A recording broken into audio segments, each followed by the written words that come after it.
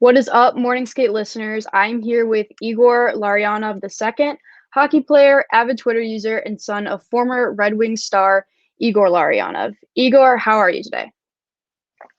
I'm doing well. Thank you for having me. Really excited to get on the show and talk a little bit.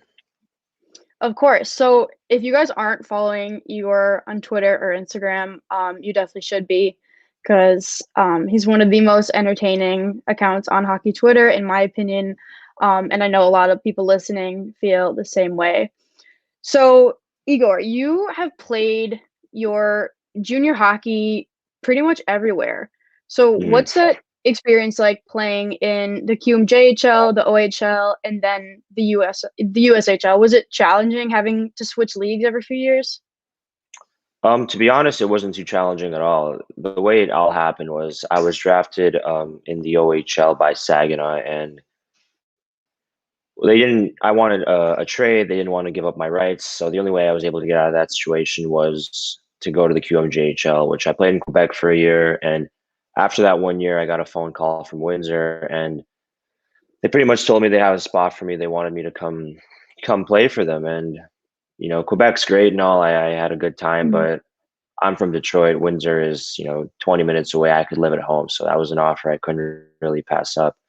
So I played a full season in Windsor, and then I started the next year in Windsor. And well, we were kind of struggling, and it was my last year of junior hockey, and I kind of wanted to play for a team that was challenging for something in the playoffs. I didn't want to be done in not make the playoffs or get swept in the first round. So a trade would have been kind of tough to do at that point. So Of I had a couple course. friends. I had a couple friends playing in the USHL. There was, we had a really good team in Muskegon. They had a lot of, Mhm. Russian guys, a lot of guys I grew up playing with, and basically we were able to figure out a deal that Muskegon sort of was able to get my rights, and I played the rest of the season there, and it was honestly a blast. We had a great team, and I think from that team we've already had I think six guys that have gone on to play pro in just 2 years. So it Wow. was a really strong junior team, and it was a ton of fun playing over there. So you guys went pretty far in the playoffs then? Yeah, we lost in the semifinals. I ended up breaking my collarbone right Oh, before that series, so I was out of that series. But we were a game away from the finals, and I truly believe that we were good enough to win it all. But injuries and bad luck, you can't really control that. yeah, gets everyone at some point. So Yeah, what are you up to now? that's I know true. you're out in Russia and you're also living in California now instead of Detroit. hmm Yeah, so basically this year I was in Russia, and my season was cut short due to COVID.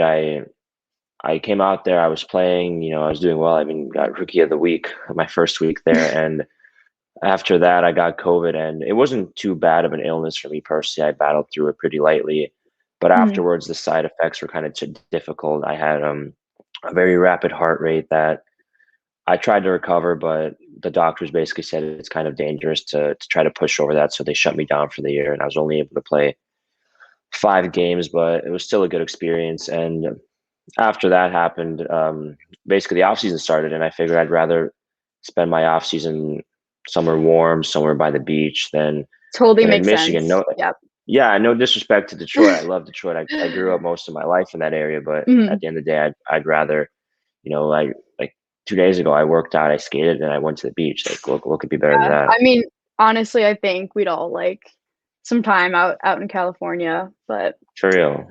yeah. So you got COVID while in Russia and hmm you said you had some lasting symptoms from it. So is that something that um I just think that's really interesting because, a lot of people don't necessarily take Yeah. COVID seriously, but here you are, a professional athlete and you actually had, some lasting effects hmm from it. So what does that say about, the serious of this disease and how it's something that can really affect anyone? Yeah. So basically, when I had it, it wasn't bad at all. Like the illness itself was, it was obviously difficult to go through because there's still some symptoms that are kind of severe. Like your body is in a battle the entire time. Mhm. It's in pain and all these things. But I was lucky enough where I didn't have any of the respiratory symptoms, and it was mostly just flu-like conditions with severe, body aches. Hmm. But afterwards, my doctors, they honestly said that if I wasn't a pro athlete, if I was just a regular, guy, I wouldn't even know I had these, heart conditions because I only figured them out because of having to put my body to that extreme every day and having to, Hmm. get my heart rate up or work that hard. And that's how we figured that out. And so in terms of that, you can think of all the people that have had something similar but didn't know because they don't get, constant heart checks. They don't have like heart rate monitors at work or something. So you just look at that and you think that because of what I do, I was able to spot that, and thankfully was able to get the treatment, and now I'm, back to 100%. Hmm. Of course. Well, glad to hear that you're back at Thank you. 100%. I actually had it back in November and had a lot of the symptoms you mentioned, Mhm. and I just remember for like an entire day not being able to move. And I also Yeah, it's missed our hard. first home series of hockey that Mhm. I would have been able to go to in person if I didn't get COVID, but eventually recovered after my 2-week quarantine and was able to get back to Badger hockey. So, obviously, everyone's path to professional hockey or their career is different. So, Mhm. how would you describe yours? My path's a bit nomadic because I've been to a lot of different places. I've, experienced a lot of different cultures, and I think that's cool. I really enjoyed my path because I got to meet so many different people. I got to live in so many different spots, and yeah, growing up, I was, always playing for the best teams, and was always in the first line, one of the top scorers. And then I was like 15, 16, I got some pretty bad injuries, so I had to get, some surgeries on my hips to Mhm, fix that out. And all my buddies ended up going like first round, NTDP, straight to the NHL draft. And because of that, I had to recover. And, honestly, I'm grateful for that because I feel like all the guys that had smooth paths, then they've never really experienced adversity, but also mhm. when It you've builds had a smooth character. path, it builds character, exactly. And it honestly builds emotional development as well, because when you have a Mhm, smooth path to the top, you think you're invincible, you think you can treat people however you want. You don't have to build your personality in multiple factors. Whereas, when I was out for 2 years, I couldn't just be a hockey player. I had to get other interests. I had to, build up my personality, my emotional background in different ways. So I became really interested in film, in music, in art, in fashion, and all these different things. So I'm very glad that it's crazy to say that I'm glad that I had these injuries when I was younger, but I'm super glad because I didn't become just, your typical hockey bro that's just focused on mhm, hockey and that's all he cares about. So as difficult as that was, I'm really glad that I went through that. And, it's one of those things where it happens. You can't really control it. You just got to make the best of it. And I truly believe that I did make the best of those situations. yeah, of course, and especially a sport like hockey where, pretty young, it kind of becomes your main focus if, you're Yeah, gonna play at a high level. So it's so interesting that you were able to pursue other interests and I'm sure it makes you appreciate where you are now a lot more as well, just for knowing, sure. like what you've had to overcome to get here. Absolutely. Yeah, Yeah. 100%. So what challenges did you face this past year trying to stay out on the ice? Obviously you were out with COVID, but Mhm. were practice facilities shut down? Did you have to switch to like outdoor workouts? What was that like? Everything was pretty normal, which is crazy to say. Um, like even in the summer in the off season, we've pretty much found a way to get on the ice. We found a way to get into the gym, and everything was pretty much as normal as possible. And then when I got over to Russia, they treated it like nothing happened. So we Oh basically did wow. everything like it was a regular season, and there really wasn't a challenge that came up. It was just all smooth sailing. Everything was, really fun. And the only challenges that did happen were after I got sick. But Hmm. before that, it was honestly, it was the most fun I ever had, playing hockey, and just the most fun I've ever had being on a team. And, you're living in Moscow. It's one of the nicest cities in the world. You practice at, 10 a.m. At 11:30, you're free. You have the rest of the day to explore one of the greatest cities on earth. And for me, that was a blast. And I can't really say there was any issues, anything difficult. Sure, there were days where, you were Hmm. tired, you missed people that were, overseas or whatever back home. But honestly, it was, if I could go back right now and relive that experience, I'd do it in a flash. I feel like that's something a lot of people are kind of reasoning or realizing now with quarantine restrictions being lifted up. I know for me personally, this past year Hmm. at school was a lot different, but it also gave me a chance to get closer to the people I did already know, Of course, yeah. and still, had some good memories and had some good times. So that's awesome Yeah, that it's you it's were all able it's to all still do that in perspective, yeah, Russia. Hmm. for sure. It's all how you look at things. Yeah, So I always say the mentality is 90% of everything. 100%. Yeah. So, something that we definitely have to address is your hockey number, which, Hmm. if you guys don't know, Igor is number 69, probably one of the only players out there who's number 69, which is a very uncommon number in hockey for obvious reasons. Yeah. So, how did you go about picking that number, and was there any issue ever of you wearing it? Um, yeah, so this is kind of a funny story. When I was going over to play in Russia, my team called me and they said there's only like 4 or 5 jerseys available, and I think four of them were my size, one too big, so I already threw one out. So it was between 69, 88, I think 14 and some other number. And to be totally honest, I picked 69 to impress a girl. And it worked. So Wow. that plan worked. And but no, that's my vibe. I like to be different. I like to, Mhm. be a little strange and have fun with things. Like, I mean, look at the sunglasses I have Why on. not, That's right? Yeah. Yeah, exactly. If I could play in these, I would. But having 69 in your back is it gets you that little bit extra attention, and I always tend to play Mhm. better with the spotlight on my back. So I don't know. I just think it's fun to do something different because Yeah, hockey show some is personality out there. exactly, yeah. It's such a great Mhm. sport, but it's also such a boring sport because of the zero personality Yeah. factor. So Yeah, I when know I had just the all opportunity, the I discourse jumped at it. about, Yeah, yeah, just crushing absolutely. personality as soon as players get to high levels, but it's great to see you're sticking with it. So has anyone ever told you that you can't wear 69? So far, no.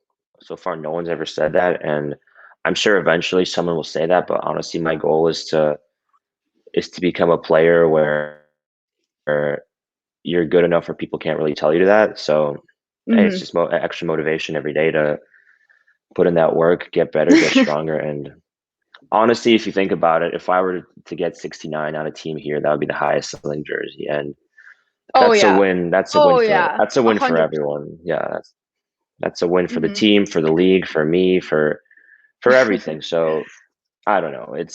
We'll see if things change, but I'm trying to hold on to that number firmly because I played well with it. I had a good time with it, and Mhm. I don't know. I like it. It fits what I'm trying to do here. Yeah, and I think honestly, that's awesome. I mean, really there's no harm in it, and I think people love it, and it Of just, course, everyone has their number. Doesn't really matter the reason, right? for sure. I So, 100% agree. um, what is one thing that Americans would be surprised to hear about living in Russia? It's a very good question. Russia's a different world. It's funny when people in America complain about, the issues and, the stuff going on. I'm like, you got to go to Russia. You got to experience what it's like to go to the grocery store and there might not be any food or there might not be any water Wow. or, something like that. So obviously in downtown Moscow, it's as high tech, it's as, accessible to get pretty much anything as anywhere in the Mhm. world. But if you go 30 miles outside of Moscow, it's a different story. People are struggling. It's a hard life over there. So Mhm. that's one of the things that you would experience. You could experience in a day the most modern, first world futuristic place. And then you drive, 40 miles outside and you're in a third world country. So that could be kind of different to, someone from America because most people haven't been to a third world country. And when you can experience two of those in one day, it's really eye opening. Mhm.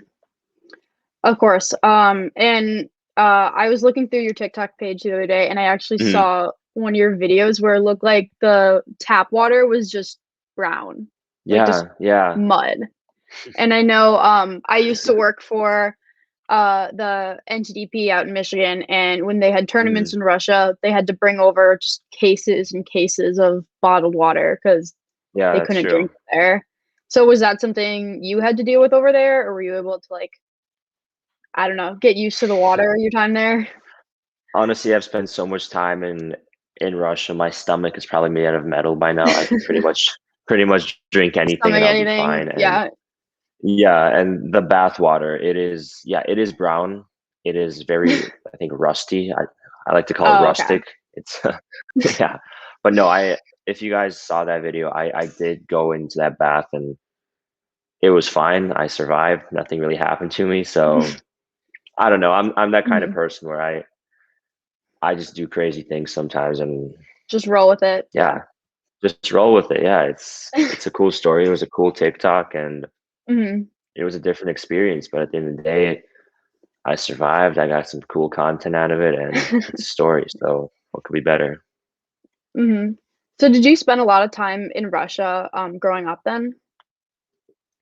Basically, what we would do is we would live in the States throughout the school year and season. And then after that, we would go to Russia for the summers and basically, visit grandparents, cousins, uncles, all of that. One sec, something happened on my screen.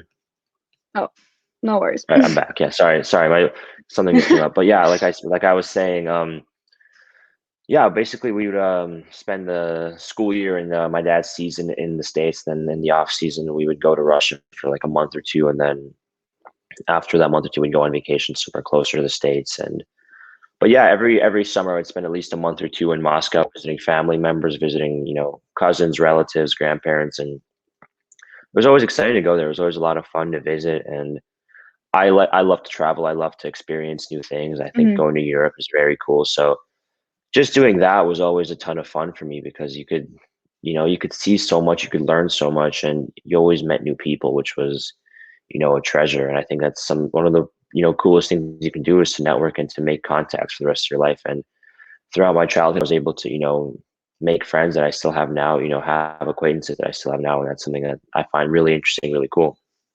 Mhm. Yeah, that's definitely awesome, just getting to travel in Europe and For sure. basically live there for a couple months and now living there Hmm.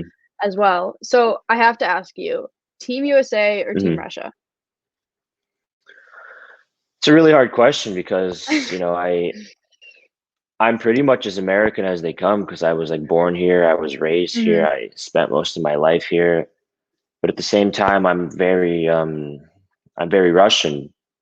So the way I look at it is I don't think I'm from anywhere. I just think I take the mhm, best of every culture that I've been in and I try to implement that into my life. And honestly, I don't know if I could choose because I'm not the type of person that would want to choose even. I guess I would skip that if I could because like I've been called up to the Russian like there's Euro tours and all that in Russia and I've been mhm, called up once to that for a summer tournament and I obviously accepted that but I don't know looking at myself now I don't know I'm different if that's a weird way of putting it but like mhm, I wouldn't choose anything I choose the world if that makes sense and that's kind of mhm. a hipsterish answer to that question but in reality No, I I view think it myself as totally a totally yeah. makes sense. Yeah, I And mean, I'm just, just one of the world, yeah. yeah, it's and that's really interesting too, because a lot of players who, a lot of other kids of NHL players actually who are Mhm. born in the States, do end up picking either USA or their parents' Yeah. native country, and that's interesting how you really feel just, this sense of, like, just being who you are regardless of, tied to one Yeah, nationality specifically. it's tough, yeah, because you're so torn between the 2 because you Mhm, have obviously a connection to both, and it's tough to break these connections because they're ingrained to you from your childhood, from your youth, and mhm, it's almost like a psychological connection to these places, but, mhm, Yeah, I don't know. I couldn't choose, honestly. And I'm Like, sure, like, World Juniors, seeing some of your former teammates play, yeah. might root a little bit more for USA that year, or when your dad's coaching Hmm. the U20 team, you're probably Exactly. cheering him on. So That's the what way are I your do. I thoughts? I cheer for my friends and family. Yeah, Yeah, and that's honestly, like, the best you can do, right? I mean, regardless of for sure. what team they're playing on, you want your friends and family to succeed. So, what are your 100%. Yeah. thoughts on, the movie Miracle?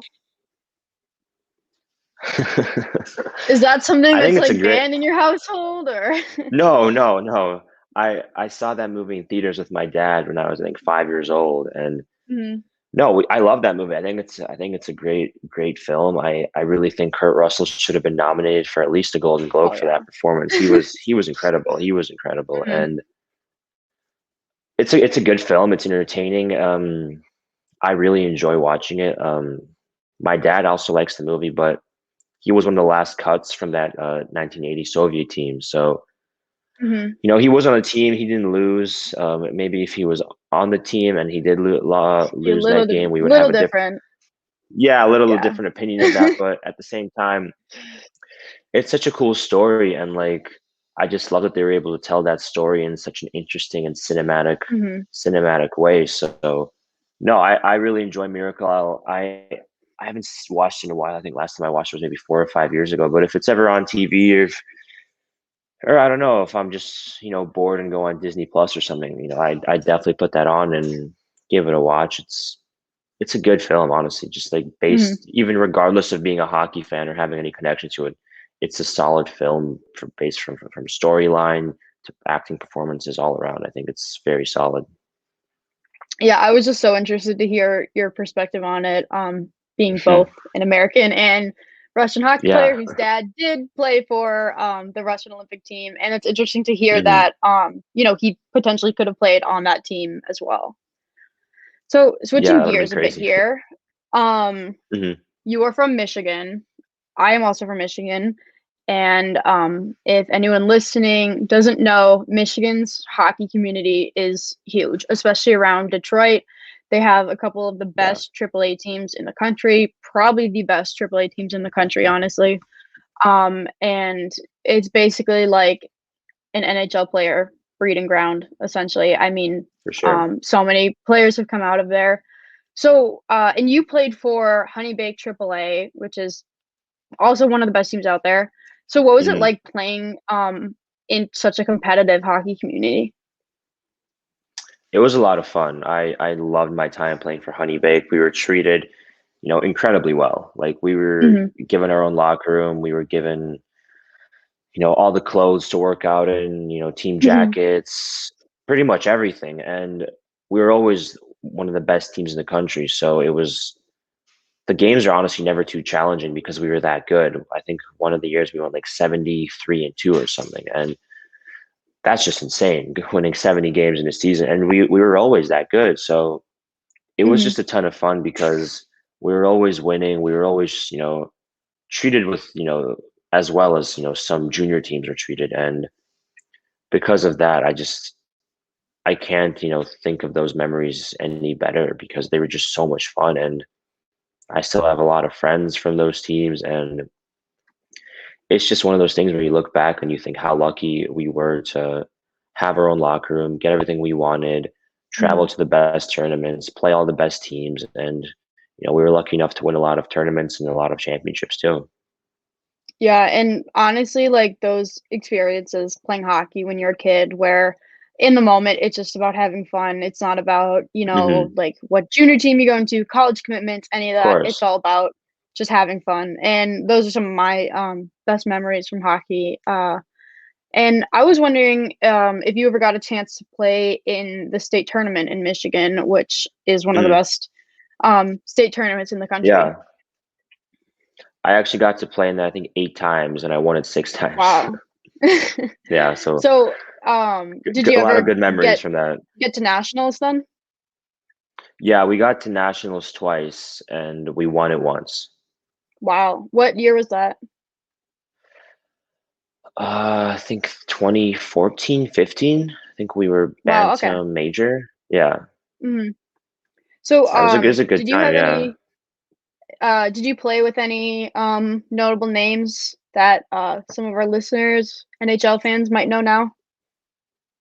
Let me think. Growing up, I think only one of us has made the NHL. I think only three of us are playing pro right now, and the three playing pro, or no, four of us have played pro, Hmm. and that would be myself, Max Jones, Sean Day, and Patrick Kodorenko was in the AHL. So I think us four have turned pro, made it pro. The rest are playing, I think, either college or yeah, I think they're all in college. The rest are all in college. So pretty much everyone made it to at least the USHL, OHL, or college, and that's pretty incredible for a team that was put together when we were 13, 14 years old. Yeah, that's honestly kind of insane. It just shows, how good Honey Baked was and how good the training Hmm. programs in Michigan are that they can get pretty much most of the team to some high level, whether it's juniors or Yeah, even the NHL. that's So actually I yeah, was just that's wondering, crazy to think yeah, about. yeah. So I was just wondering, what is your favorite restaurant in the area or something you miss about living in Michigan? Favorite restaurant? That's a tough one because I would go out to so many restaurants, but I guess my go-to would sort of be Ronin in Royal Oak. It's like a sushi spot, Okay. and then I really liked Forest Grill in Birmingham. It was like kind of like a European contemporary type of restaurant, which I really enjoy. Obviously, with the European background, Hmm. they'd have like caviar, and for a Russian, that's like the number one meal of every single day. So that was huge for us. But biggest thing I miss is honestly just going to the gym. Like I'd go to 2SP in the Detroit area. It's a sports performance gym, and just going there and hanging out with all the guys, with all the trainers. Like I'd work out and then I'd spend like another hour and a half there, just like Hmm. chilling, getting some cupping as recovery, and just like just joking around with the fellows. Like this week in LA, I had four of my actually no five of my friends fly in from Detroit, and it was so refreshing seeing my friends from there over here, and it was just fun to take them around, show them around LA. And another thing is one of my Hmm. favorite things to do is I love to introduce one friend group with another friend group. So it's like when I can, have my LA friends meet my Detroit friends. I think that's so funny, and it's like a crossover episode almost. Hmm. But yeah, there's a lot of things I miss about Detroit, and I definitely want to visit some point this summer, but we'll see when Yeah, that would definitely happen gotta make a trip back. for sure. Um, so a lot of NHL players, especially Red Wings players, kids Mhm. also live in the area. So did you ever play with or against them on any of the teams? Honestly, I don't think I ever did play against any of the former Red Wings.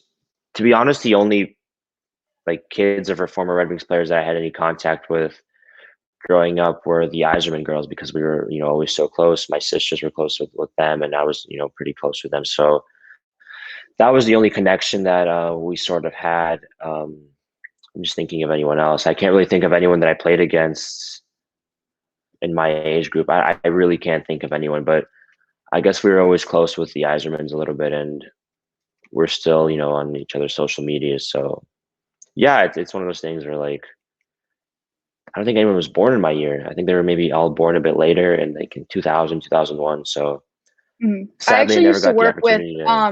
Sophia. She interned at Hmm. the NTDP Oh when I no was way. there. Hmm. Hmm. So I don't know her that That's well, so cool. but Yeah. yeah, we used she uh Eiserman came to a game and he Hmm. was in like our little press box and I was like, Yeah. oh shit, this is kind of cool. Steve Eiserman right here. But Yeah. It yeah, must have been that's crazy for awesome everyone to that see him yeah. there. Yeah, we were all just kind of like, oh my god, like look, like I bet he was starstruck. just Yeah. talking. He was just talking to Sophia, and we are just like, oh my god, so cool. He's such a nice Um, guy too. He's such a like just a regular like down to yeah, earth person, which you don't even yeah, think about it when you meet him that he's someone like special. He's just like the yeah. nicest, I most was saying hi. He was like, regular hey, how's it guy. going? I'm like, oh my god, so cool. Yeah.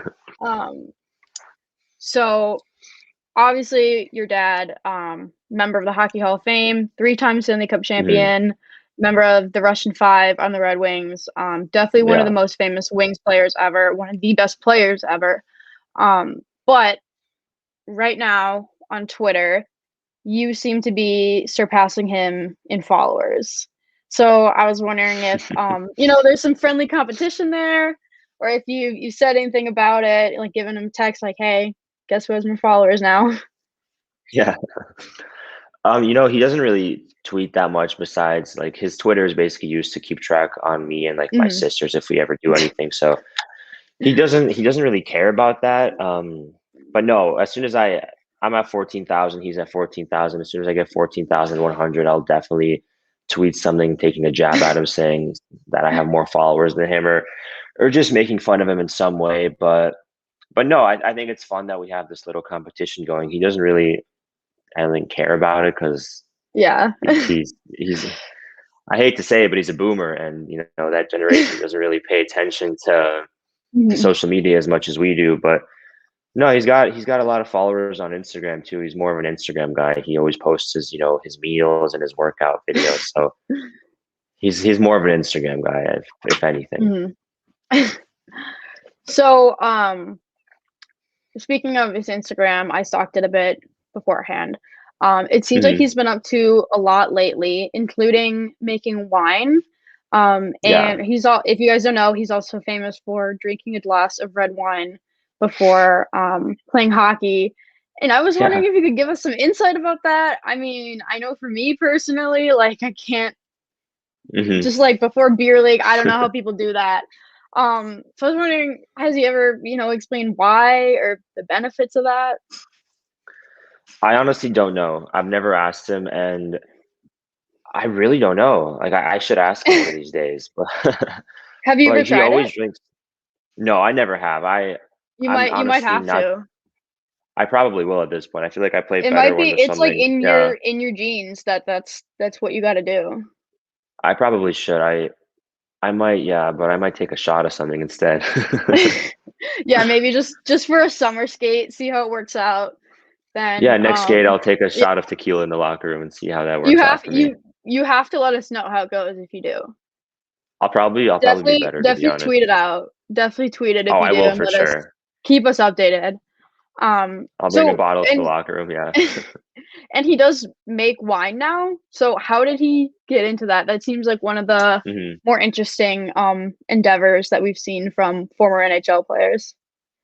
Yeah, he's always loved wine, and that's one of his passions. Like I remember as a kid, he was super passionate about that, and he started to make wine at a certain point, and now he's selling it in Russia. It's selling at a bunch of stores. They have it at a bunch of restaurants, and yeah, he really enjoys it. That's one of the things that he's always been passionate about. I remember when I think I was maybe like 9 or 10, he had a photo shoot where he was in his skates, but he was like making wine or something. It was something weird like that, and the Mhm. caption or the tagline was "Hockey is my life, wine is my passion," or something like that, and from that point on, I always knew clearly he really appreciated wine a lot. So Mhm. yeah, it's good for him that he's making wine. And I'm not much of a wine guy myself. Like I'll have it now and then if he offers, but that's I'm more of a cocktail person to be honest. But if he What do you ever think offers of me his a glass wine? of wine, I think it's pretty good. I honestly don't really like the taste of wine too much. I feel like I like maybe some of the stuff he does give me is really good, but a lot of the stuff he gives me, I'm like, this isn't for me. But yeah, like I said, I'm more of a cocktail person, and if he gives me What's wine, it's your usually good, so I will go-to drink drink? it. Anything spicy. A spicy margarita is my favorite. I think I've had like a Moscow Mule with like jalapeno in Hmm. it. Have you had that before? I never have had that. I Or usually like go for extra something. spicy ginger or something? I don't know. It's Mhm. really good though. I love it when they add like peppers or something like that to it. Mhm. It's like some Mhm. mezcal with some pepper, some celery. Ooh. That's perfect for me. Mhm. So your dad coaches Russia's under 20 team right now. Has he ever coached you or your team growing up? He never really coached me growing up because he didn't want to get in the way, and it wasn't even to get in the way. He didn't want me to have that sense of entitlement Yeah. that being the coach's son, I could, get away with anything. And, I'm glad that that never happened in my Mhm. life because like people that were coached by their kids, they're a bit entitled thinking that they're superior, that they're Yeah. better than other people. And I was always just part of the group. I never had that sense of entitlement, but he did always run our summer training, and we did have some select tournaments in Detroit every off season. He'd throw together a team for like a U18 tournament or something. And I remember one of the years we got a bunch of like guys who played like major junior on a U18 team because we all thought it'd be funny. Mhm. And we played a bunch of U18 teams, and we ended up winning every single game by an average score, I think, of 12-0. Wow.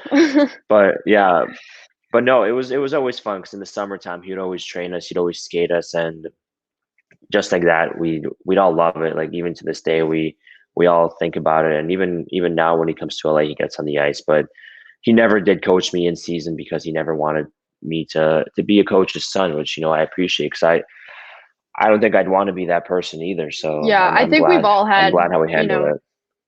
that one team with the coach's kid, and it's just kind of Yeah, like, it's never a good experience. It's never a good should they really experience, be on and this I team? even Like, had it this season too. Yeah. wow. Yeah, definitely not a fun experience, but it's nice that, he's giving you that opportunity to grow and really just get better on your own without him kind of For hovering sure. there, or just, creating drama with kids that are like, "Oh, he's coach's son," and all that. Yeah, I would have hated that. So what's your hockey relationship with him? I know you said he doesn't coach you, but does he Mhm. still, gives you advice or tips, and sometimes you just not want to hear it sometimes? Like, what's good, what's that like?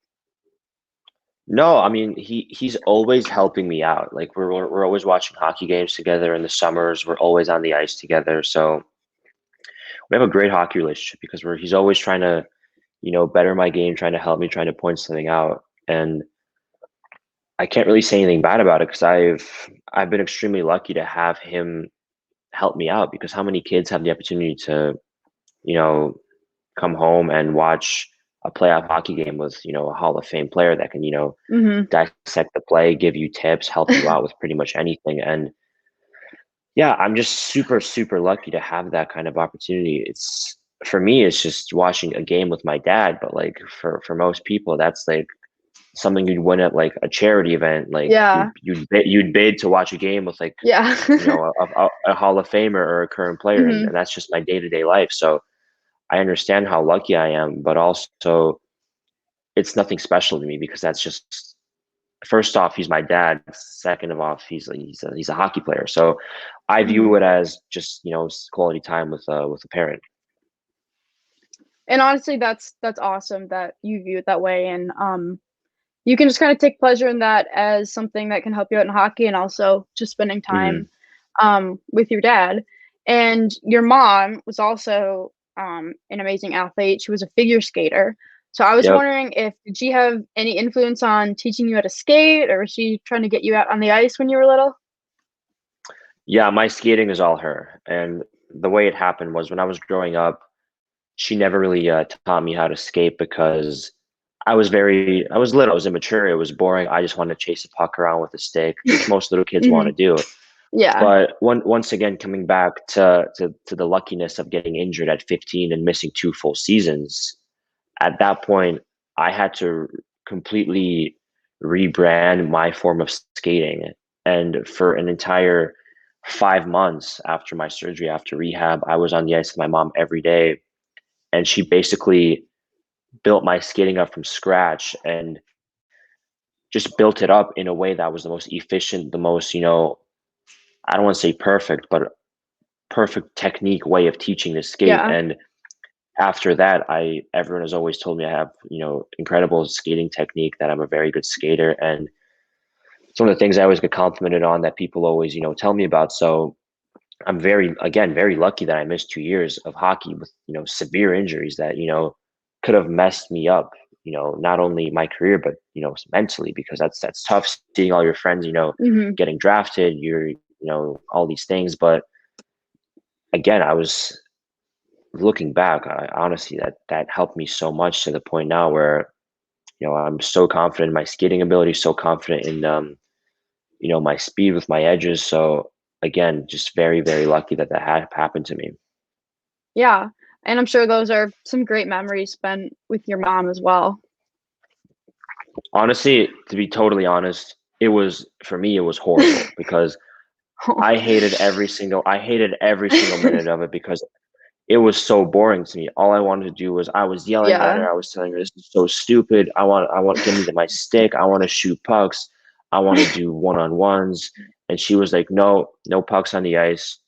We're working on your skating. You can use your stick, but we're working on skating." And for about 5 months, that's all I did every day. And it was a type of thing where after your surgery, you have to go gradually, like, 5 minutes on the ice for 1 week and then 15, 30, like 40, like build it up. And by the end of it, I was just a difference. And, some people didn't even recognize me because they didn't see me skate for almost a full calendar year. And that was one of the things when I got back, people would come up to my parents and be like, is that him? Like, what happened to him? So again, like incredibly lucky that I got two severe Mhm. injuries back to back that I was able to, sort of build up my character, my skating and just who I am as a person.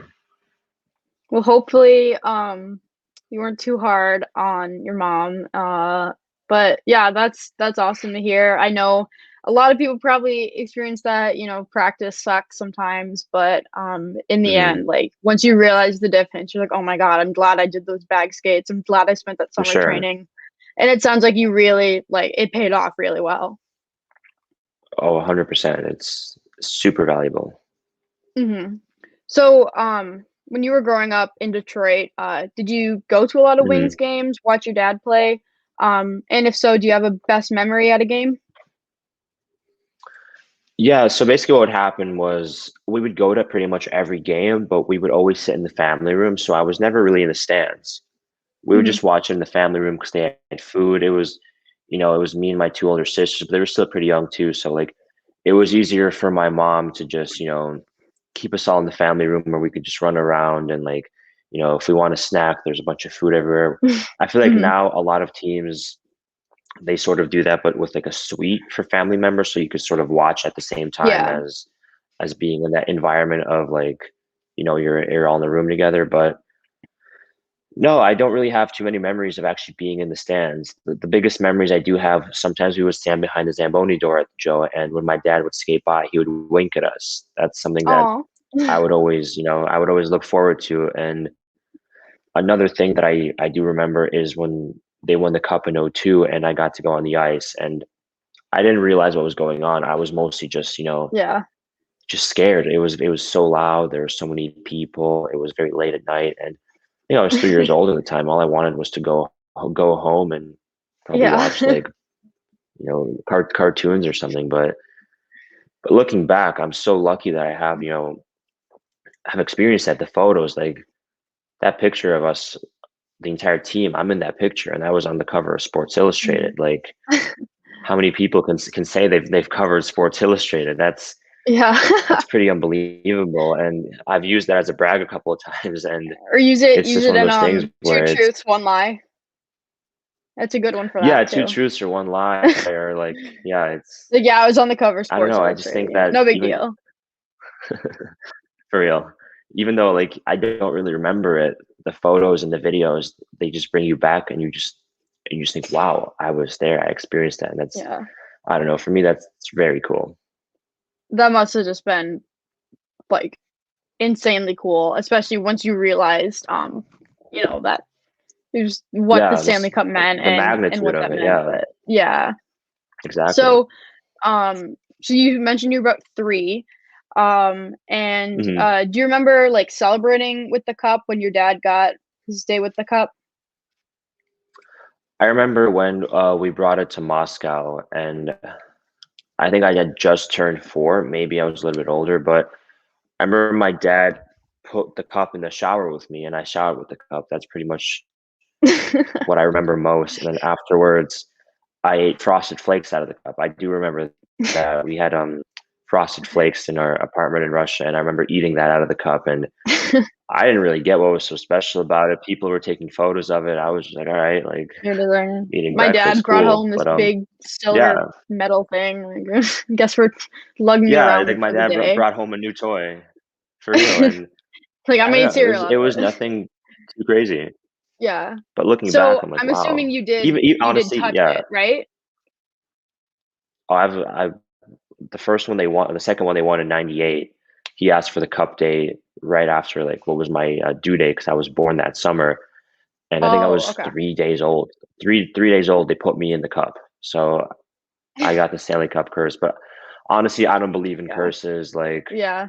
I don't believe in many things in terms of that. I believe in like spirituality and like the universe, but like in terms of curses or anything like that, that's But not I don't not know. the Stanley Cup curse. Yeah. No, that's something I don't believe in. I wonder I don't know if it's actually like if someone's proved it to be like not true if that's ever happened. I I don't think know. one of my That'd be friends interesting to told look into me it. one of my friends I think it was either Getzlaff or Corey Perry. One of them had touched it when they were a kid, and they obviously went on to win it. So I think Okay, so you're they good. broke that You curse. don't have to worry about Yeah, it. Yeah. yeah. It's yeah. I, No longer cursed. We regardless, can I'm all not too touch the worried. cup. Yeah, Yeah. for sure. So, your dad was very influential in forcing the Soviet Union to allow players to join the NHL, which is just awesome. Like, aside from all his hockey accomplishments, just that shows like how strong, his character is. And it's Yeah. just something to be like really proud of your dad for. And he also spoke out about some of the Russian training methods, and using steroids ahead of the hmm 1982 World Championship. Is that something you heard him talk about growing up or something that you maybe even like knew about at all? I never really knew about that until I read his book, which is funny to say because we never really talked about that. Like, I obviously knew the Mhm. history of how he was one of the first players, how he was very outspoken at the time, but I never fully understood the magnitude until I read his book. And honestly, the way he was doing that is just, it's, I'm so impressed because, Yeah, I mean, back then, like if you were to that was say, huge. it was dangerous. It was Yeah. dangerous to speak out against those people. It was very dangerous, especially having like, a young wife, a young daughter, and thankfully nothing happened to my mom or to my sister, but like just thinking about like, I could say a lot of things and be outspoken, but I'm not sure I'd, be able to say that if I were to have, a wife right now or if I were to have a kid. It's totally different because, Yeah. I'm fine if something happens to me, but like if something happens to the people that I love, that's totally different. But, he was doing it to get a better life for his family because, coming into 1989 when he played in the NHL, I think he had one Canada Cup, two Olympic gold medals, I think five or Mhm. four world championships, and all he had was $5,000 in his bank account because they pretty much didn't Wow. get paid at that time. So he was, trying to forge a better life for his family. And if you look at like, he was Russia's the Soviet Union's number one center, and then you compare like, Gretzky, Canada's number one center, and like in that time it was probably Gretzky, Lemieux, like my dad arguably the three Mhm. top centers in the '80s. And by '89, Gretzky and Lemieux were like multimillionaires, and my dad was Yeah. arguably on their level, and he only had $5,000. So it's one of those things where sometimes you got to take a risk to forge a better life for your family, and it definitely paid off.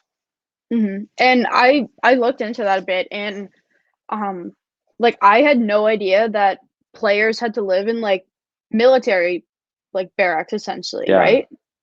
And like yeah. They lived there for. he wasn't able to live with your mom and sister at the time. Mhm. Yeah, Yeah, basically they lived I think that's insane. 9 months out of the year, 9 months out Wow. of 12 months at a military base, which is Mhm. that's just Just insane. Like just thinking how like to how play can you? hockey, like that's crazy. Yeah, Yeah. and if you don't agree, they send you to the front line in Afghanistan. Like you really don't have a choice. Wow. Yeah, Well, I guess that just shows, the situation he was in. And also, yeah. It's a different he time. did it did kind of hurt him because he was cut from the world championship team in Mhm. 1982, I believe. Yeah, has he ever One talked of the about years, that yeah. and what what that was like for him. I'm sure, in the scheme of things, wasn't a huge setback in Mm, his career, but at the time, I'm sure that was, first of all, pretty scary, that, yeah. they kinda reprimanded him for speaking out, but also, like, really unfortunate for his career at the time.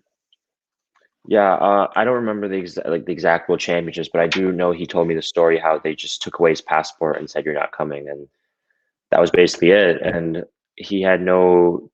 They first of all they took away his passport because they were afraid he was going to try to defect, so he couldn't leave the Mhm. country in any way. And then because of that, they basically didn't let him come to the world championships because they were afraid that he would try to defect from that country, and they just left him home. And thankfully nothing bad happened, but still, that must have been Yeah, terrifying because very scary, very when you scary. speak out and someone does something that big, like you're your country's top line center. Mhm.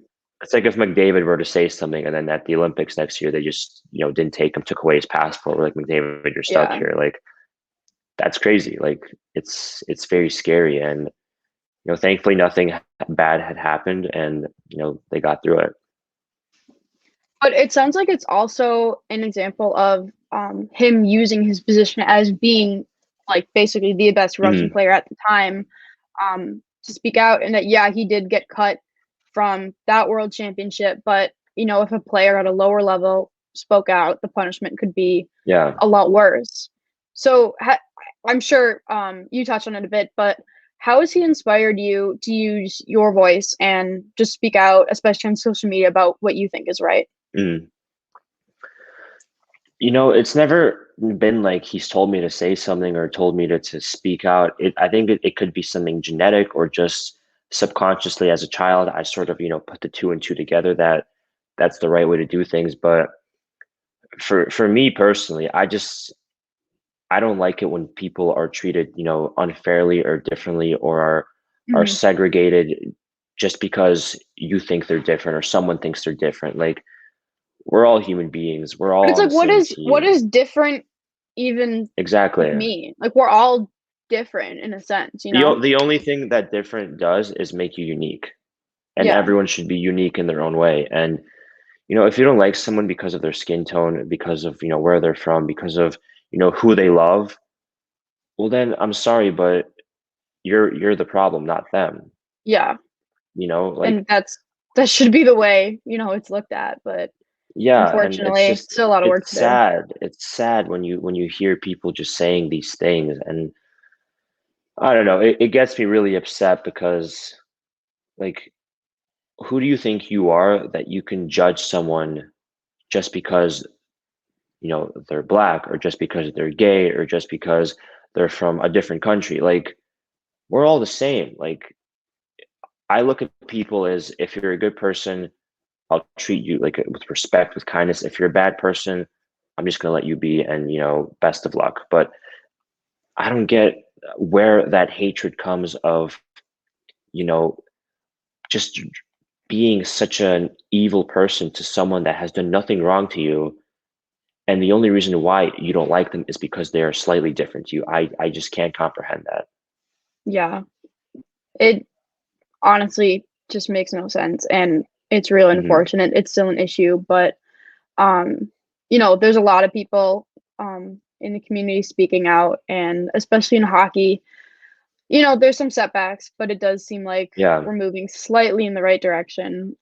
So I was wondering if there was any specific event or news article or just something that you can remember that sparked your activism. You know what? Not really. Um, I just got fed up one day from seeing people, talking or hearing things being said where I was just like, if I believe in something, I'm gonna say it. Like I'm not gonna, Mhm. keep quiet. I feel like if you keep quiet, then you're You're sort part of of the like problem. you're part of the problem. Yeah. If you see Yeah. something and you don't say anything, you're part of the problem. And I don't want to be part of the problem. I want to be someone that, advocates for change, for help, for love. And even if it's something small or big, I don't want to be the person that, just closed my eyes and was like, oh, I wasn't doing that, so I'm fine. Well, I Mhm. saw it happen and I didn't do anything about it. It's just as bad as doing it, in my opinion. Yeah. And something that really honestly sets you apart more than just your activism itself is how Mm, aware you are of coming off as performative. I know you've mentioned this a couple times on Twitter. Um, and I was wondering how have you gone about that of making sure that like your work and your words are perceived as genuine and not just something to kind of get you like Twitter points or clout or have you seen mm. as just simply being like an ally and like on, the right Um, side, I guess. for me, I've never even thought of that. Like it's one of those things where if I see something that I agree with or don't agree with, I'm going to speak up about it. And when I first started talking about this, to be totally honest, I didn't even know like what an ally was or like what Mhm, any of this was. I was just speaking how I believe. And I believe that if something I see is I deem it like to be injustice or to be unfair, I'm going to say something. I'm going to try to, fix that issue. But at the start, I wasn't like, I'm going to be an ally, all these things. No, I was just like, I see something that I don't think is right. I think this is, unfair. So I'm going to say something. And I think one of my first things was that I said was when the Capitol building was attacked. That was probably one of the first times I had ever spoken out about something. And then from there, I was like, well, I've said something now. I might as well just, you know, mhm. keep being myself on here. Cause that's the biggest thing that I try to, worry about is a lot of people are not genuine and I just try to be myself. And if being myself ever gets me in trouble, well, I was just being myself. I can't be angry at that. And honestly, I've never liked it when people are disrespectful or when people are, using their platform for hate. So I just try to use my platform for love and I just want to, treat people with kindness, regardless of who they are, what their background is. And that's just my biggest thing. Of course. And I think that describing your genuine approach, really like, a lot of people do see your activism as genuine. And I think it is all in just the approach you mentioned, being yourself and really just standing Mm, up for what you think is right. And that's just the bottom line. So kind of going off about that, I was wondering how do you go about handling situations where maybe like a teammate or a friend or someone close to you, not just like a random stranger on Twitter, mhm. says something that's maybe not right or offensive or racist or homophobic. I know like locker room talk a lot of times can Yeah, be something that pretty bad. Yeah. yeah. Yeah, I mean it's hard because you can't it's when you're the only person in there that's, takes offense, not even takes offense, but like Hmm. doesn't agree with what someone says or is like, damn, that's a bit too much. Like Yeah. it's really hard to say something. And a lot of the times if you do say something, it could only create a bigger problem because people will, Hmm. go out of their way to do that even more just because they think they're, oh, I'm a big shot. I can say whatever the hell I want. But like if it's someone that's closer to me, I would, you know, I wouldn't say in front of everyone. I would go to the side and be like, hey man, like, maybe we shouldn't be, using this word that's, held down a group of people for hundreds of years. Like that's just not Hmm. cool or something like that. But I just try to handle it as best as I can. And with every individual person, it needs to be handled differently. That's how I view things because, everyone's psychology is different. And I try to build relationships with people so I can understand what drives them to that place, whether it is fear, whether it's, lack of knowledge, whether it's just a pure form of hatred for something. I try to, understand them. And if I better understand that person, I can find an approach of, how I can come up and, sort of try to reason with them by telling them, maybe that's not the best way of handling things. That's not, how would you feel if you were in that person's position? And, sometimes it works, sometimes it doesn't. But at the end of the day, even if it doesn't work, it gives someone something to think about. And Yeah, I'm happy of that course, and that it that it does understanding is something. just so important. Yeah, Yeah. and it's great to hear that, you are actually working, like, in locker rooms and in settings where, words and phrases that contribute to, Mhm. like, racist or homophobic beliefs, and you're actually, like, trying to make an effort to tell people that that's maybe something they shouldn't do, or just, at the very Yeah, least, educate them about, the meaning of the word and, for just sure. the magnitude it holds.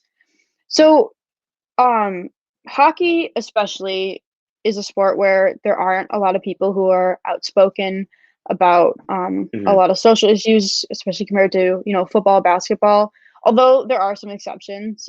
So why do you think that is? It's an interesting question, and I don't think there is a 100% answer that I could use to, explain why everyone is like that. Not everyone, I'd say the majority of players are like that. But one thing that I would say is a lot of people in hockey are never forced to, you know, look in the mirror and actually try to build up a second part to their character besides the hockey player, because most people are from smaller towns. In those towns, Mhm, from young ages, they're viewed as, as gods, as the next one. Everyone tells them they're the best. Their parents tell them they're the best. Their friends. So you think you can do anything and get away with it, and you're not forced to, understand why something's wrong. You're like, oh well, I'm so and so. I can do whatever I want.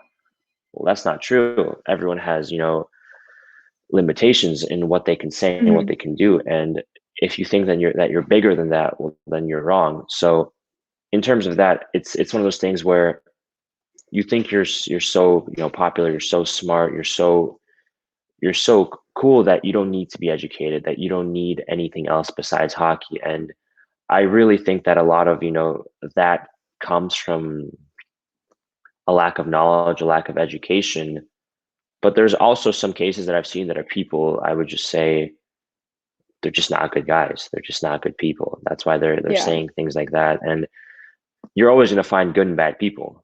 I think that yeah, regardless of where you are, there's always going to be good and bad people. So I would say a lot of it stems from how people are brought up, and that is where you think you can get away with anything, and a lack of emotional identity, and a lack of just educating yourself in these topics, because you believe that I'm a hockey player, I don't need to know anything else.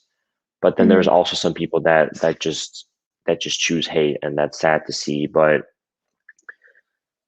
it's hard because a lot of the times, nobody wants to make the hard decision of actually, soul yeah, searching, of figuring out why you think this way, why you don't like this race, why you're uncomfortable with, someone being gay. Like, at the end of the day, if you actually take the time and you dig deep, and maybe even go to therapy to figure out why this bothers you so much, why that bothers you so much, mhm, you can actually fix yourself. And self-improvement is a real thing. You can work on yourself, and a lot of people work on their muscles, on their cardio, but not many people work on their mind and their brain, or even their emotional intelligence. So that's mhm. honestly my answer to that question. It's a very convoluted answer, and it's a very complicated one, but at the same time, it's probably the best way I can articulate things at this moment.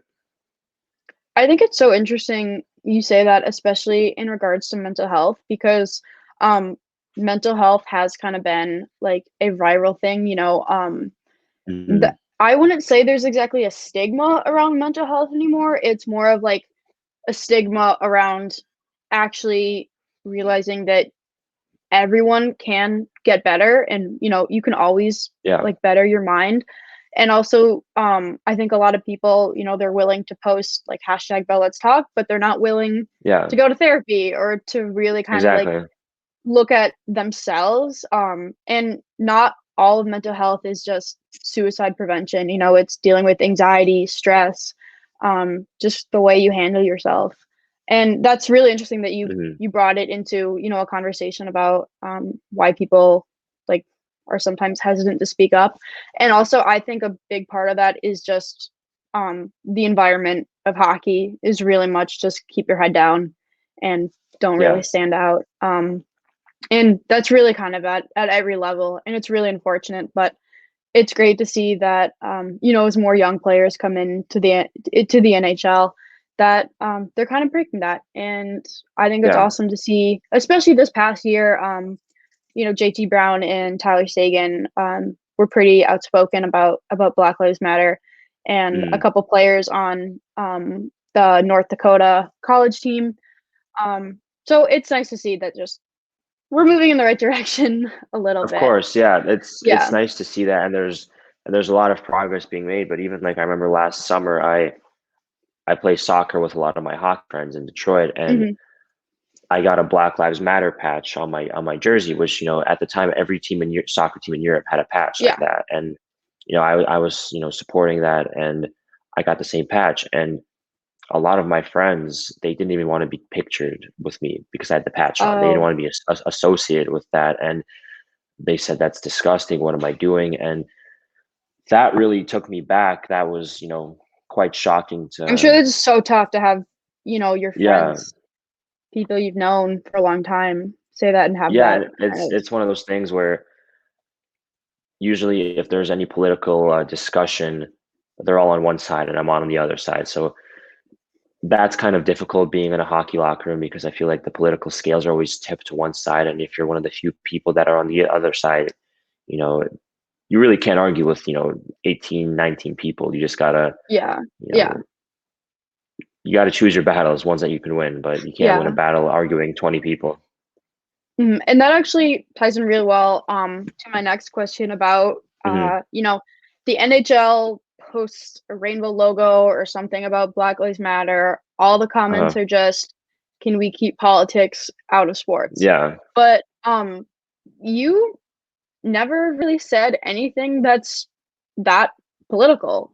If you look at it, you're not Hmm. endorsing one candidate or the other or talking about um actual like policies. A lot of what you talk about is just like, hey, Twitter has pronouns now, or happy Pride Yeah. Month, or just stuff like that.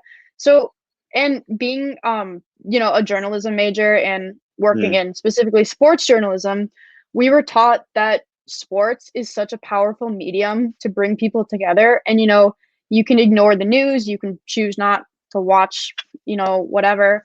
Um, or you don't have to care about politics, but people are going to care about sports. Yeah. And when politics start coming into sports, that's just a sign that you have to wake up and listen. Like, it's such an effective Exactly. medium to reach people who might not otherwise be reached. And to me, that's kind of how I see it. But I was wondering how someone like you, who is outspoken about a lot of just social issues and human rights, not even politics, would Mm. respond to all these people saying that we should keep politics out of sports. The people that's again, I'm going to use the word boomers, the boomers that comment on these captions and on these pictures and all these saying, we got to keep politics out of sports. There's no politics in sports in my day. That's a total lie. That's a total Oh lie. yeah. Yeah, it's If you protests at if you the look, Olympics yeah, have been going back like 100 years, more than that. Like, exactly. it's crazy. You look at what Jesse Owens did at the Olympics. Mhm. That was huge for politics. You look at the last Olympics before World War II when Germany hosted it, and that Mhm. was literally Hitler Yeah, a using the political Olympics display of power. as a political display of power. Exactly. So people saying that politics and sports don't match. Well, it's been going on forever. I don't know where you've been looking Even if you're saying that. yeah, the national anthem and military Hmm. salutes are Yeah, like heavily supported by the military. Like, the military literally pays teams to honor veterans, and that's like extreme overlap of the exactly. government and sports. I mean, politics have always been in sports, and I think they always will be. Like, Mhm. how can a man like LeBron James, who was raised in Akron, who's seen what he's seen, not speak up when he sees a video of George Floyd being murdered, when he has, or when something happened to Trayvon Martin, when he has, Mhm. his own boys that could be mistaken by a racist and their lives could be at risk. How can you not say something when you're in a position like Yeah, that? and it's honestly rude to criticize Yeah, these players, I agree. especially black players who have, come from, difficult lives, and it's like that's Exactly. their that's their community, that's their life, like, and just because they're a professional athlete now and, are making millions of dollars, that doesn't change the struggles they may face, and honestly, it's extremely insensitive, to even criticize them for speaking out. Exactly. And honestly, I always say this, like I'm a straight white male that lived in like a wealthy community, but at the end of the day, whenever I would fly back to the United States from a foreign country, their tone, the passport officer's tone would change immediately when he found out I have a second citizenship and it's Russian, and I'd get questioned right away. I'd get sent back to the interrogation room. As soon as, they see me, welcome back, sir, all these nice things. As soon as they see I have a second citizenship, that I'm not fully American, we're going to need to ask you some more questions. We need to look at your bags. Or like even if my mom were to get pulled over or something, how can you afford such a nice car? Like, just because someone has an accent, you think they can't afford a nice car? Like, I'm sorry, but that's just not okay. You can't be just like profiling someone at the spot. So you're Mhm. you're pissed off that someone that's not from this country has a better life than you. Well, I'm sorry, but that's just not fair. Yeah. So they would interrogate you at the airport before? All the time, all the time. Every time Oh I my I god. walk in, That's I at had first, no idea yeah, that yeah. they're so nice. They're so nice when they see me, and then they ask for my name. They see my name, they start getting suspicious because they see it's a foreign name. They ask if I have a second citizenship, so I give them my Russian passport, and immediately they take me back and like we're gonna need to ask you some more questions. They like unzip all my bags, look at my bags to see what illegal goods I'm bringing in. When in reality, it's just hockey gear and clothes. And after that, they're like, "Oh, you know what? You're good to go." And that's how it goes Wow. pretty much every time I travel. That's crazy. I had no idea that they even Yeah, did that, and I'm sure it's worse for, you exactly, know, not white males. Just so unfortunate exactly. that's something people have to experience in the first place. It's Um, terrible. Yeah. so have you witnessed any institutional practices or policies, in hockey or sports that actively uphold structures that make hockey, inclusive? That make it inclusive or Or, uninclusive? uninclusive. My bad. No, you're good. Honestly, I haven't seen anything that's like been like foundational by like the society or by Mhm. people running the show. It's mostly just individuals, you know, joking around about these type of things and using these, kind of slurs. But I've never seen like that sort of like happen from like the higher ups or whatever. It's mostly just dumb locker room talk that can down the road lead to something worse. Yeah. But I've never seen anything like what you were mentioning. No. But at the same time, that's so unfortunate that it is individuals, who are Mhm. making hockey kind of an uninclusive place, and also Yeah. kind of makes us realize the power that we have just as, someone in a locker room, in an environment that, our behavior really does make a difference and can help to perpetuate, a better culture or one that kind of upholds, the status quo Of of course. just, Yeah. straight white male hockey players. Um, so since being so outspoken, on Twitter, you have kind of formed like a little community. You have a lot of fans on there. So, and also I think you have, by bringing together this community, you have shown that there are a lot of really diverse hockey fans. Like they're out Yeah. there. People just sometimes, just overlook them. So just describe a little bit about that community and, was it kind of like a wake up to you that there are this many diverse hockey fans? Like what was that like? To be honest, it was a little bit because growing up, when you see a hockey fan, you typically see, a middle-aged white guy in like a team hat and maybe his kids and his family. But I never knew that the community was so diverse and there were so many people. So when I saw that, it was even more eye-opening to me because I began to understand that there's so many people that love the game, but they don't view it as they're accepted in the game, and they're Mhm. they're afraid to be themselves. So that's when I started to think, all right, so what can I do to try to help this? What can I do to try to solve this? And that's when I started to speak up a little bit, because at the end of the day, this is going to help so many people feel more comfortable knowing that someone's on their side, but Yeah. also it's going to grow the sport. And I think that it's a great sport and it deserves to grow. Like I always say, I love hockey, but I hate being a hockey player, if that makes sense. I Yeah, love no. playing the game, Yeah. but I hate being in that environment, which is why I try to, make friends with people from other industries, or, like even my relationships in the past have been with people that don't even know what hockey is, because I feel like it's kind of difficult with people that are in the hockey world, because it's almost so corrupted. Yeah. It's kind of tough, but yeah, I just try to make it easier for all the people that feel like they're not loved, that feel like they're not accepted, and slowly I think they are, becoming more and more accepted. I think that's great, but there's still a long way Yeah, to go. and of course, always is. But it's just so great that you have been able to kinda help form this little community for hockey fans that feel like, no matter where they're from, no matter if they played hockey before or if they started Hmm. watching it a week ago, that they can just talk about it, and that's all that matters.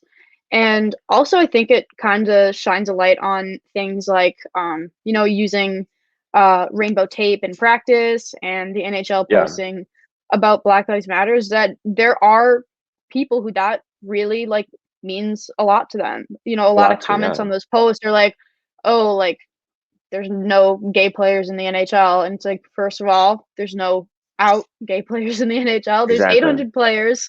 The chances Hmm. that none of them are gay is very, very tiny. But it's just really little acts like that can mean a lot to people who don't feel accepted, and that's something that should be acknowledged. Even if it doesn't pertain, to you specifically, that doesn't mean that it doesn't mean a lot to Yeah, some other fan. of course. So And it's something that really angers me is a couple of my friends from back home were saying like, why are you doing this? I'm like, well, it makes a difference for a lot of people. It makes them feel safer. Like, how does it make them feel safe? These people are so soft. They're so soft.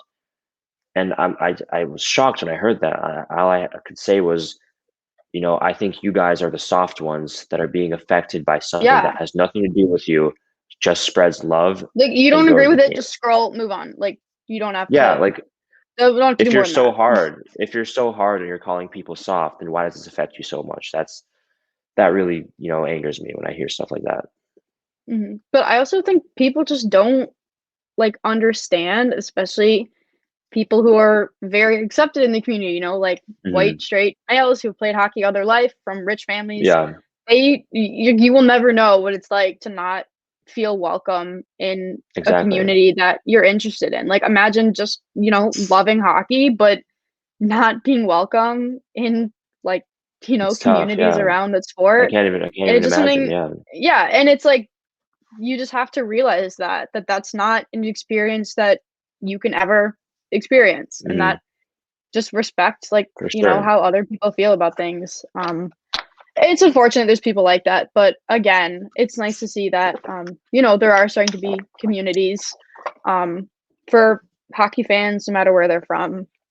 Um, Hmm. so given your activism, I was wondering if there have ever been any complications with, like, your Russian background, because as you know, like, a lot of stuff, with LGBTQ rights is, very frowned upon in Russia.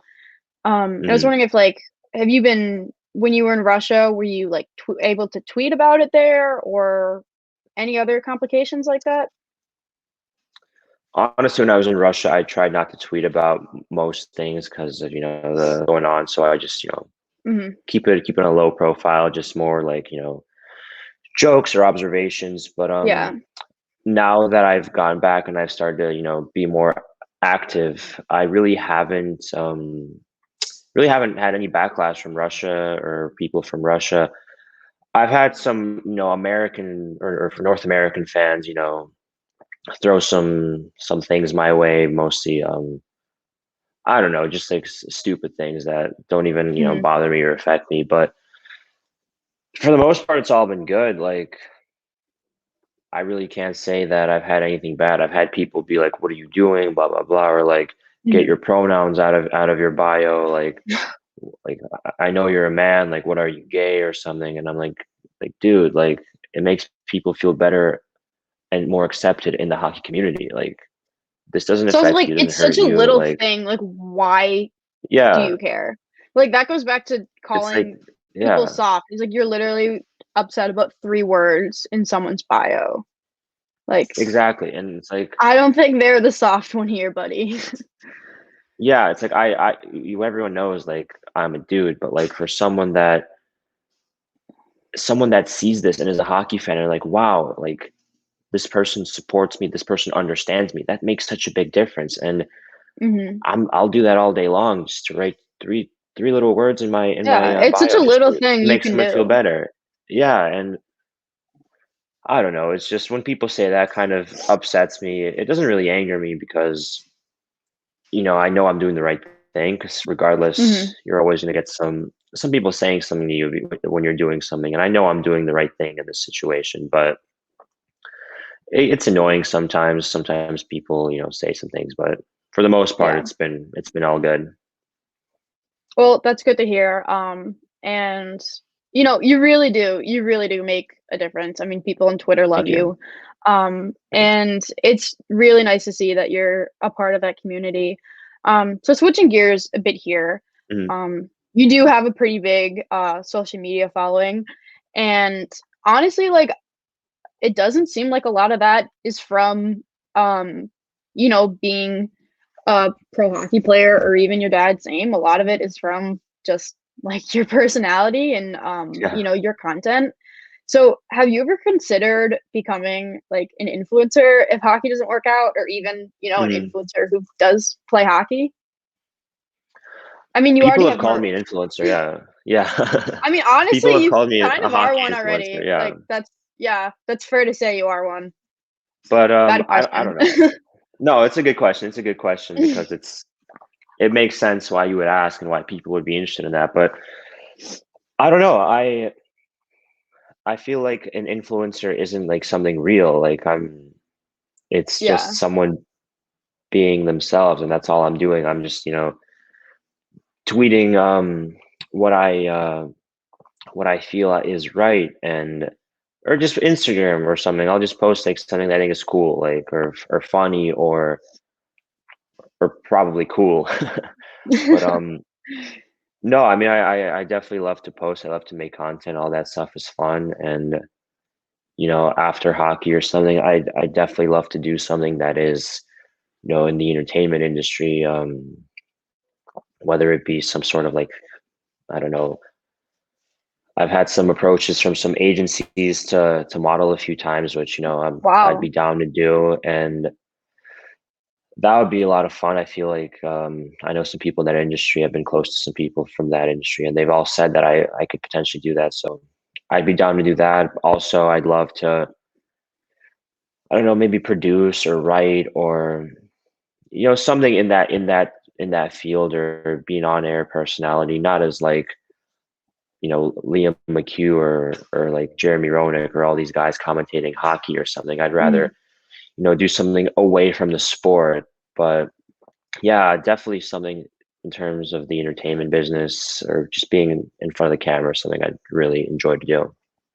Mhm. And you can correct me if I'm wrong, but you have music, right? Like your own music you've recorded? Yeah, yeah, I'm Is that releasing an something you'd album ever soon. pursue a bit more? Oh, it's coming out soon? Honestly, yeah, it's coming out. Yeah, I have a When's producer in Russia who do wanted. you have a drop date yet?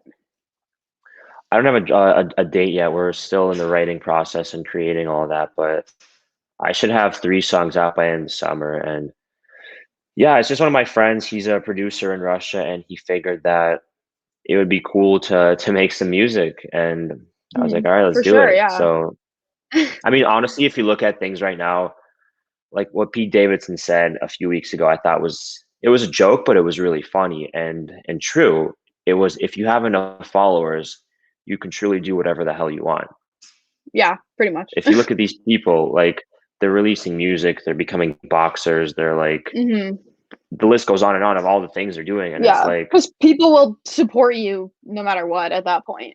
yeah, exactly. So like if you do all these things, you're first of all, it's fun. Second of all, people probably enjoy watching it because it's this form of Mhm, entertainment.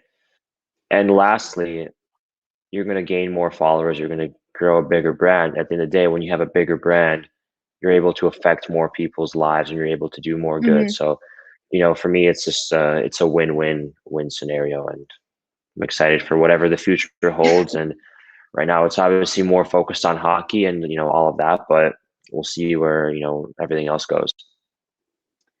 Yeah, of course, so, oh, I lost my train of thought here. So what Oh, is you're all your, good. so what does your Spotify most played look like then?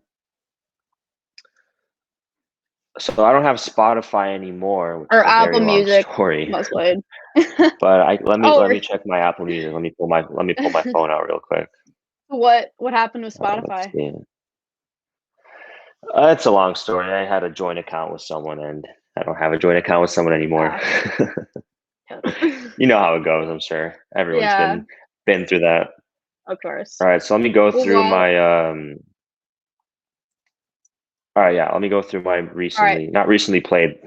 It is let's hear it. called favorites mix for this week, and that is Ever Since New York, Harry Styles, Save Your Tears, The Weekend. Let's see, Still Don't Know My Name, Labyrinth, Only Ones Who Know, Arctic Monkeys, The Water by Ryex, um, She, Harry Styles, Falling Down, Lil Peep, Daddy Issues, Neighborhood, Big Jet Plane, Angus and Julia Stone, um, 505 Arctic Monkeys, It's You, Zayn, Lullaby for Insomniac, James Blake, From the Dining Table, Harry Styles, um, Butterflies, Casey Musgrave, Wow, sounds like you Apocalypse, got a Cigarettes After.